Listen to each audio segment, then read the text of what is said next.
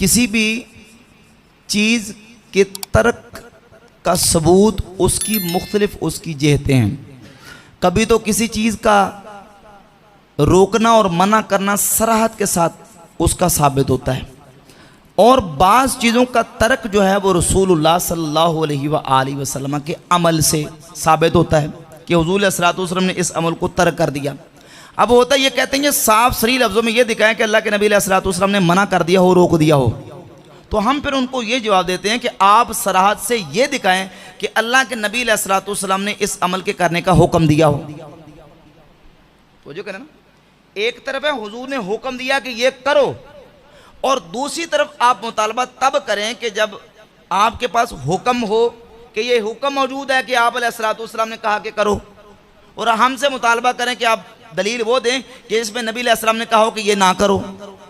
حکم کی حدیث بھی کوئی صحیح موجود ہے نہیں ہے. وہ جتنی روایات ہیں وہ صحابہ کرام نے نبی علیہ الصلوۃ والسلام کو نماز پڑھتے دیکھا، یا صحابہ کرام رضی اللہ تعالیٰ عنہ نے روایت کیا کہ آپ صلی اللہ علیہ وآلہ وسلم نے کیا. حضور علیہ الصلوۃ والسلام سے یہ عمل ثابت ہے، آپ نے نماز اس طریقے سے پڑھی.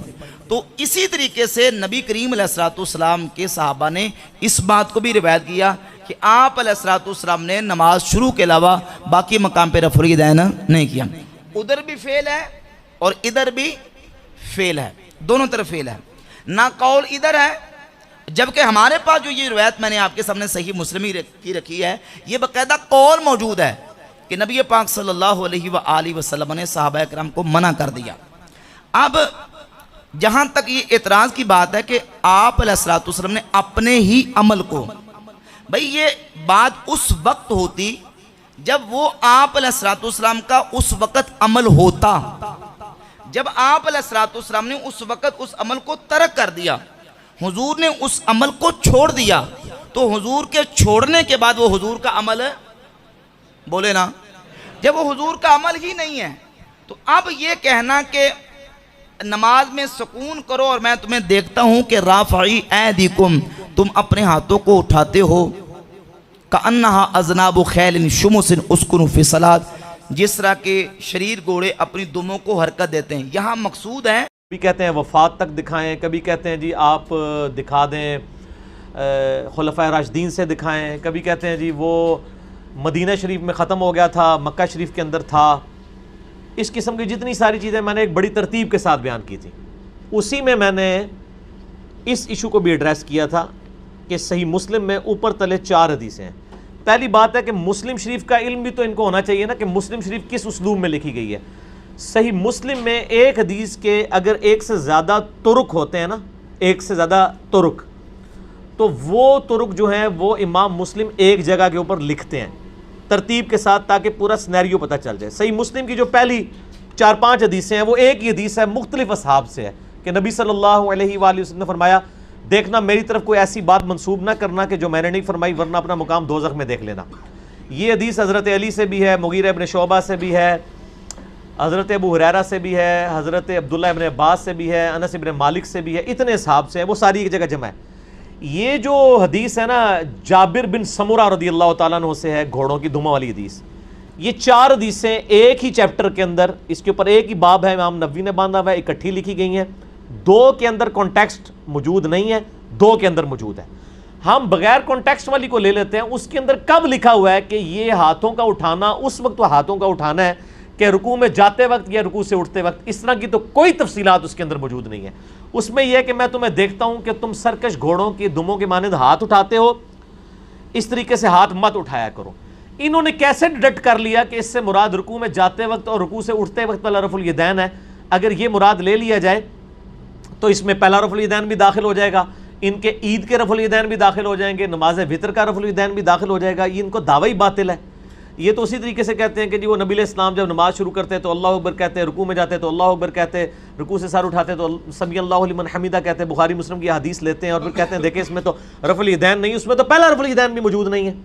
تو اس میں نہ پہلے، اس میں اگر ہوتا نا کہ پہلا رفع الیدین آپ سے فرماتے کہ ٹھیک ہے اس کے بعد والے نہ کرو تو ہم بعد مان لیتے. اس میں الفاظ ہے ہاتھ کیوں اٹھاتے ہو، ہاتھ اٹھانا کس موقع پہ ہے، کیا رفع الیدین ہے یا ویسے ہاتھ اٹھانا ہے، کھجلی کرنا ہے. اس کو اگلے 2 طرق جو ہے نا اس کو ویریفائی کر رہے ہیں. اور اس میں الفاظ ہیں کہ وہ آپ صلی اللہ علیہ وآلہ وسلم فرمایا اپنے دونوں ہاتھ اپنے زانوں پر رکھو، سلام پھیرتے وقت صرف دائیں بائیں سلام کر لو۔ یہ حدیث صرف صحیح مسلم میں نہیں ہے، یہ حدیث ابو داؤد میں بھی موجود ہے، سنن نسائی میں بھی موجود ہے، اس کے اوپر باقاعدہ باب باندھے ہیں محدثین نے، ابو داؤد نے اور نسائی نے، کہ یہ سلام پھیرتے وقت ہے۔ یہی باب صحیح ابن خزیمہ میں، ابن حبان میں موجود ہے، اور امام بخاری کی جو کتاب ہے جز رفع الیدین، اس میں انہوں نے اسی حدیث کے کانٹیکسٹ میں لکھا ہے کہ ان لوگوں کو اللہ کے عذاب سے ڈرنا چاہیے جو اس حدیث کو رفع الیدین کے اوپر لگا کے اس کی منسوخیت کا دعویٰ کرتے ہیں۔ وہ ڈرتے نہیں ہیں کہ اللہ کا عذاب ان کے اوپر آ جائے کہ وہ حدیث کی تعریف کر رہے ہیں۔ یہ امام بخاری نے سر لکھا ہے جز رفع الیدین میں، ہارون بھائی جی ٹھیک ہو گیا۔ پھر ان کے گھر کی گواہی یہ ہے کہ مولانا تقی عثمانی جو مفتی اعظم پاکستان مانے جاتے ہیں دیوبند کے، انہوں نے دروس ترمذی میں باقاعدہ ان کے دروس چھپے میں انہوں نے کہا ہے کہ یہ علمی خیانت ہے ترک رفع الیدین کے اوپر مسلم شریف کی ان حدیث کو پیش کرنا، کیونکہ ان کو پتہ ہے کہ وہ خیانت کر رہے ہیں ان کے علماء۔ پھر بریلویوں کے مفتی احمد جہاں نعیمی صاحب نے جال حق کتاب لکھی ہے، دنیا جان کی وہ ہر لیم ایکسکیوز لے آتے ہیں اپنے آپ کو صحیح ثابت کرنے کے لیے۔ انہوں نے رفع الیدین کے ترک پہ جتنے دلائل لکھے ہیں نا، اس دلیل کی ذکر تک نہیں کیا انہوں نے، ورنہ تو پہلے نمبر پہ لے کے آتے۔ ان کو بھی پتا تھا کہ یہ اس طریقے سے، اور ہمیشہ سے محدثین ان چیزوں کا جواب دیتے ہیں کہ انہوں نے یہ اسی طریقے سے، ہارون بھائی جس طرح آپ پوچھیں نا تراویح کتنی ہوتی ہیں، کہتے ہیں 20، کہتے ہیں کس طرح، کہتے ہیں تراویح، وی آ گیا وچ تو تراویح وی ہو گیا۔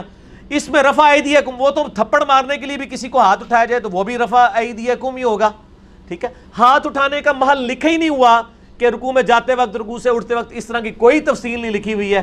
خام خواہ اس طریقے سے اپنا لقمہ قرآن و سنت کے منہ میں ڈالنا یہ بالکل دشمنی ہے۔ اور آپ میرے اس کے علاوہ بھی کلپ دیکھیں، انہوں نے جدھر جدھر بھاگے ہیں نا جی، میں نے ادھر ادھر ان کے پیچھے گیا ہوں۔ انہوں نے کہا جی مناظرہ ہوا، میں نے جز رفع الیدین سے مناظرہ ثابت کیا ہے رفع الیدین کے اوپر امام حنیفہ کا حدیث کی کتابوں سے۔ پھر یہ کہتے ہیں نہیں خوابوں میں بزرگوں کے اشارے ہوئے ہیں، میں نے سنن دارقطنی سے صحیح سند سے، سند کی تو ضرورت نہیں ہے، امام دارقطنی خود کہہ رہے ہیں کہ میرا استاد جب مجھے رفع الیدین کی حدیثیں لکھواتا تھا تو کہتا تھا بیٹا ساتھ یہ بھی لکھ کہ میں بھی پہلے حنفیوں کے مذہب پہ تھا، اہل کوفہ کے، حنفی تو لفظہ بھی استعمال ہوتا ہے، لیکن ایک رات نبی علیہ السلام کی مجھے خواب میں زیارت ہوئی، آپ نے رکوع میں جاتے وقت اور اٹھتے وقت رفع الیدین کیا، تو میں بھی پھر اس طریقے سے نماز شروع ہو گیا۔ یہ رفع الیدین کی حدیثوں کے ساتھ امام دارقطنی کے استاد لکھوایا کرتے تھے، اور میں نے ایچ ڈی کیمرے میں وہ سنن دارقطنی بریلویوں کا ترجمہ دکھایا، سند کی ضرورت ہی کوئی نہیں، امام دارقطنی خود اپنے استاد سے نقل کر رہا ہے۔ اب ہم ان کو خواب بھی دکھا رہے ہیں محدثین کے، ان کے بابوں کے نہیں، پیچھے کون سی بات رہ گئی ہے؟ ٹھیک ہو گیا؟ تو دل بے ایمان تے اجداں ٹیر، ان کی جتنے لیم ایکسکیوزز ہیں نا، میں نے ان تمام کے جواب دیے ہیں، اور اس میں نے اس ایشو کو بھی ایڈریس کیا۔ تو آپ کو سمجھ آ گئی بات کی؟ ہاں جی۔ تو آپ وہ 70B دوبارہ دیکھیں نا، اس میں یہ عدم ذکر کی روایتیں بھی لے آتے ہیں۔ اچھا پہلے انہوں نے بڑا جھوٹ بولا، کتابوں کے اندر لکھا جی مکے میں رفع الیدین ہوتا تھا، مدینے میں ختم ہو گیا۔ ہم نے بتایا کہ رفع الیدین کی ساری حدیثیں ان صحابہ نے روایت کی ہیں جو فتح مکہ کے بعد مسلمان ہو رہے ہیں۔ فتح مکہ ہوتا ہوا ہے 8 ہجری کے اندر، کیا یکم ہجری میں فتح مکہ ہو گیا تھا؟ اور اس میں غزوہ تبوک کا صحابی ہے بخاری مسلم میں، مالک بن حویرث، جو کہتا ہے کہ میں صرف نبی علیہ السلام کو ملنے کے لیے آیا، 20 دن آپ کے ساتھ رہا۔ صحیح بخاری 631 نمبر حدیث ہے۔ آپ نے جاتے وقت مجھے نصیحت کی، سلو کما رأیتمونی اصلی، دیکھنا نماز اس طرح پڑھنا جس طرح مجھے پڑھتے ہوئے دیکھتے ہو۔ اور وہ رفع الیدین کی حدیثیں روایت کر رہے ہیں بخاری مسلم میں، جس نے صرف حضور کی صحبت اس لیے کی کہ میں آپ سے دین سیکھوں۔ غزوہ تبوک کے موقع کے اوپر، غزوہ تبوک کے موقع کے اوپر، غزوہ تبوک کے بعد تو نبی علیہ السلام 1-1.5 سال زندہ رہے، اور پھر یہ اتنی توہین کرتے ہیں، یہ کہتے ہیں ہاں جی اس وقت تک تو ثابت ہے۔ ان کو کہیں کہ نبی علیہ السلام پوری زندگی گھوڑوں کی دموں والا کام کرتے رہے، نعوذ باللہ۔ یہ بھی میں نے اس میں ہارون بھائی بتایا تھا کہ اللہ اپنے نبی سے کوئی ایسی سنت نہیں کروائے گا جس کو اتنے سخت الفاظ میں بعد میں کنڈیم کیا ہو۔ اس کا کیا جواب دیں گے؟ کیا نعوذ باللہ نبی علیہ السلام اپنی 63 سال کی مبارک زندگی میں جو ہے وہ 63.25 سال تک بقول ان کے کہ جی بالکل اینڈ پہ چھوڑا تھا، 63.25 سال تک گھوڑوں کی دموں والا کام کرتے رہے، نعوذ باللہ من ذالک۔ ہم نے چیلنج کیا ہے کہ نبی علیہ السلام کی کوئی ایک سنت بھی ایسی نہیں ہے جو منسوخ ہوئی ہو بعد میں، اور اس کے بارے میں نبی علیہ السلام نے کبھی سخت الفاظ استعمال کیے ہوں، اور اتنے سخت الفاظ ہوں۔ انہوں نے جھوٹ بولا ہے، اور یہ جھوٹ محدثین شروع سے پکڑتے آئے ہیں، اور خود ان کے اور اپنے علماء کی جرت نہیں۔ میں آپ کو بتاؤں، مولانا تقی عثمانی صاحب نے ایک اور بڑی جرت کی ہے، انہوں نے کہا جی تفسیر ابن عباس میں لکھا ہوا ہے قد افلح المؤمنون الذین هم فی صلاتهم خاشعون۔ یہ کہتے ہیں اس کی تفسیر میں تفسیر ابن عباس ملتی ہے، اس میں لکھا کہ نماز میں خشوع وہ کرتے ہیں جو رفع الیدین نہیں کرتے۔ پہلے ہم ان کو پھکی دیتے ہیں کہ آپ عید کی نماز میں کیوں پھر رفع الیدین کر کے اپنا خشوع خضوع برباد کرتے ہو، اور نماز وتر میں، اور یہ پھکی امام بخاری نے بھی دی ہوئی ہے جز رفع الیدین میں۔ اب تقی عثمانی صاحب نے کہا کہ جی وہ تفسیر ابن عباس تو ثابت ہی نہیں ہے، جعلی روایتیں پیش کرتے رہے وہ تفسیر ہی ثابت نہیں ہے. اور وہ لاجیکلی پھر کیسے ثابت ہوگی؟ اگر ایک چیز نماز کا سکون جڑے تھے پیڑے اور لاہور بھی پیڑے, یہ کیسے ہو سکتا ہے کہ عام نماز میں سکون برباد ہو رفع الیدین سے, اور جو نماز پڑھنی سال کے بعد ہے اس میں آپ کا سکون نہیں برباد ہو رہا؟ اور اللہ دے بندے وہ کوڑ ماریا کرو جڑے کو ہضم بھی ہون, ٹھیک ہے نا. میں اس لیے ان کو کہتا ہوں, میں آپ کے ہر مسئلے کے ساتھ انجینئرنگ کرتا ہوں, الزامی جواب دیتا ہوں. آپ اگر یہ جواب دیں گے میں یہ جواب دوں گا, آپ وہ جواب دیں گے میں یہ جواب دوں گا, الٹیمیٹلی آپ ہاتھ اٹھا لیں گے. وہ تائیں کہتے ہیں جناب علی نو سنیا کرو گمراہ ہو جاؤ گے, اور علی کہتا ہے سارے نو سنیا کرو ہدایت پا جاؤ گے. تو ہمیں پتہ لگے گا کوڑ مار رہے تھے. ہم تو کہتے ہیں کہ باقیوں کو سنیں پھر ہمیں سنیں. آئے یہ علم کا میدان ہے, آ کے فیصلہ کریں. اور صحیح مسلم آپ خود کھول کے پڑھیں. انٹرنیشنل نمبر کے مطابق 969 سے لے کے 971 تک یہ 4 مسلسل حدیثیں ہیں. اس پہ امام نووی نے باب بند ہے, ٹھیک ہے, جنہوں نے مسلم کی تبویب کی ہے کہ سلام پھیرتے وقت ہاتھ سے اشارہ نہ کیا جائے. یہ سارے محدثین کا موقف ہے.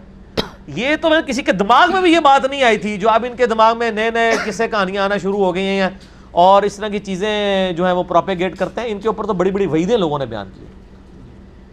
تو ہمارا مقدمہ ٹوٹیلٹی میں الحمدللہ کلیئر ہے. ہمیں کوئی, اور پھر ہمارا تو دعویٰ ہے کہ سنی اور شیعہ کا کتابوں کا اجماع ہے رفع الیدین کے اوپر, اور کھول کے دیکھ لیں آپ. اچھا علی بھائی, اس میں تو گزارش کروں نا, اس پہ ایک نئے انداز سے بھی اعتراض آیا ہے نا. یہ جو آزاد خیال علماء ہیں جیسے قاری انیب ڈار صاحب وغیرہ, جن کا بظاہر کوئی تعصب بھی نہیں ہے نا, بلکہ وہ تو جو روایتی دیوبندی بریلی علماء ہیں ان سے ان کی بڑی ٹسل چلتی رہتی ہے. انہوں نے پچھلے دنوں کہا, غامدی صاحب کا بھی تقریباً اسی قسم کا موقف ہے, وہ بیان نہیں کرتے کہ یہ جو امام ابو حنیفہ رحمۃ اللہ علیہ ہیں نا, یہ سب سے زیادہ پرانے ہیں اور حدیث کی کتابیں ان کے بعد ہے. تو وہ کہتے ہیں جی کہ ہم یہ سمجھتے ہیں کہ انہوں نے جس کو دیکھا ہے نا, وہ کہتے ہیں جب امام بخاری نے نماز کس کو دیکھ کے شروع کیا, وہ کہتے ہیں اپنی والدہ کو دیکھ کے کیا نا, بخاری تو نہیں تھی. تو وہ کہتے ہیں ہم نہیں یہ بات مان سکتے. یہ روند مار رہے ہیں اس لیے کہ ان کو کہ بخاری کی تو کتاب صحیح بخاری موجود ہے, امام حنیفہ کی کتاب لیں پھر اگلی بات کریں. چھڑول تو نہ ماریں, کوئی لاجیکل بات کریں نا. پرانے تو امام ابو حنیفہ پیدا ہوئے 80 ہجری میں, ان سے پہلے جو 80 سال کے لوگ ہیں وہ پرانے نہیں ہیں. تو وہ کہتے ہیں انہوں نے انہی کو دیکھا ہوگا, رفع الیدین نہیں کرتے. دیکھا ہوگا تو تب ہے نا جب امام حنیفہ رحمہ اللہ کی وہ کتاب موجود ہو, کتاب موجود ہو. پھر امام حنیفہ رحمہ اللہ کے زمانے میں جو اور باقی محدثین ہیں جو ان کے استاد ہیں, کون ہے جی؟ امام جعفر ہے نا. جی امام جعفر تو رفع الیدین کرتے تھے نا, سنی شیعہ دونوں مانتے ہیں. جی تو انہوں نے کس کو دیکھا ہے؟ امام حنیفہ نے تو چلو کسی کو دیکھا ہے نا, امام جعفر کس کو دیکھ کے گئے, ٹھیک ہے. تو یہ بات ہے نا ایک دعویٰ کرنا. اور پھر ان کے لیے تو میرے پاس بہت بڑی پھکی ہے نیفڈار پارٹی کے لیے, یہ عملی تواتر اجماع کو مانتے ہیں. جی تو ان کو کہیں کہ عملی تواتر جو ہے وہ جہاں پہ دودھی دودھ دے کے جاتا ہے وہاں کا مانا جائے گا, یا جہاں پہ بھینس موجود ہو وہاں کا مانا جائے گا. دودھی تو گٹر کا پانی بھی ملا کے آپ کو تالاب کا بھی پانی ملا کے دے گا. ہمارے تو یہاں پہ دودھی لے گئے ہیں سارا کچھ.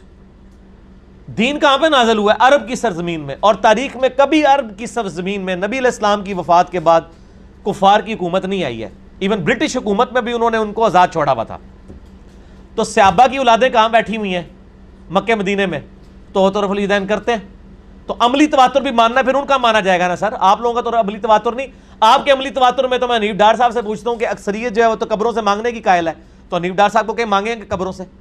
وہ کہیں گے نہیں, ان کے ذاتی عقائد ہے.